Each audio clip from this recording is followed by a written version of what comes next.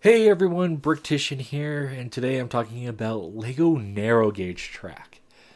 Now, narrow gauge, referring to trains, comes with you have your standard gauge and then your narrow gauge, and there's a bunch of different degrees. You're going to have your 24-inch gray inches or 3.5 foot gauge. There's a lot of gauges for trains, but usually when it comes to what's considered narrow gauge refers to, hey, this is what is national standard and this is smaller than this national standard. Like here in the United States, we have different bunch of different railroads running around, everything like that. But there's actually a few railroads out here, particularly those in the mountains, that had a thinner rail parallel dimension. Here in the United States, the most famous one and the most popular one, at least from where I'm at, is the Rio Grande. And um, I've ridden a bunch of Rio Grande historical engines, and they're pretty fun. It's kind of, for me, Rio Grande is kind of the perfect size of engines. I think the stuff that kind of runs between state to state more, it's a little bit on the bigger side. Meanwhile, also, more famously, over in Britain, you have the Tellylin Railway. That's the railway that the narrow gauge from Thomas and Friends is based off of. And it's kind of the one I'm drawing most of my inspiration of to begin with, just because it's easier to, with a smaller degree, to kind of make the engines a little bit more accurate.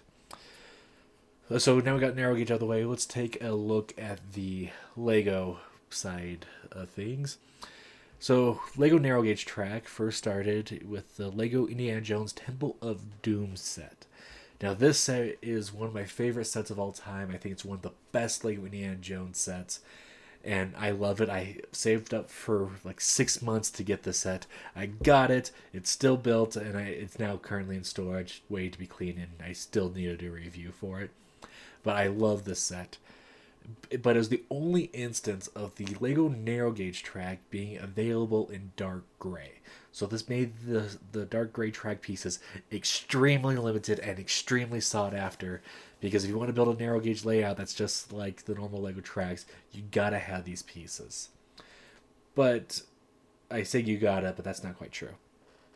The next Lego set actually came with a full loop of narrow gauge tracks, this time in black, and that was the Lego Alien Conquest Mothership. Now, this set has a bunch of phenomenal pieces in it that I kind of wish I got the set back in the day, because I would just love to have the parts now for it. But we got the narrow gauge track making the outer ring in black. That's how it's built up. So we got a full loop now, and that's the primary color I'm going to be using for my Lego narrow gauge, but we'll get there in a bit. Next one up, we more in black, is the DC Superheroes like Dynamic Duo Funhouse Escape set. This came with two pieces. It came with a slope and a curve, and that was it. Very minimalistic. I really wish I had more, because it would have made a lot of these parts available, and it was the only instance of the black slope being available. Now, for my train slopes, it doesn't really matter too much. Now, the last time we got to see the narrow gauge tracks was in a Lego Friends set. It was the amusement park roller coaster. This set came with the tracks in medium azure. I do really like the color, but it doesn't work well outside of the roller coaster setting. I would have taken black, or I would have loved more of the dark gray, and I really wish Lego would have done something more with this part, or these types of parts. Um, Lego only once made an actual train in narrow gauge, and that was the Lego City Mine set. A very sought after set, limited edition. I really wish I could get it. There's been one posted quite recently at my local Bricks and Minifigs.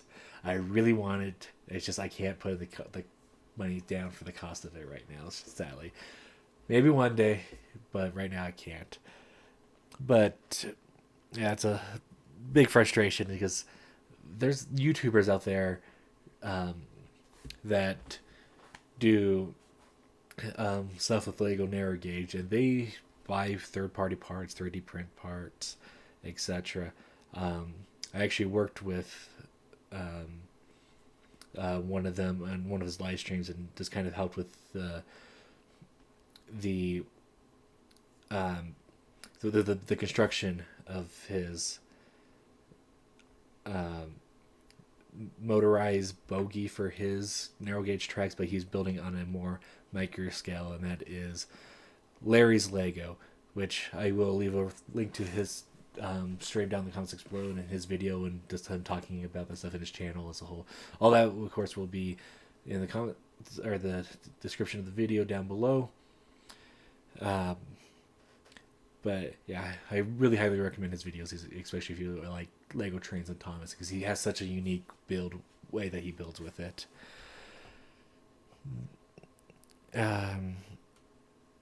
But yeah, the Lego narrow gauge is dead. They're not making the tracks anymore, sadly. Even though how much I wish they would come out with more. They have been replaced by the roller coaster tracks. And they're fine, but they don't give you the feel of a Lego train that small.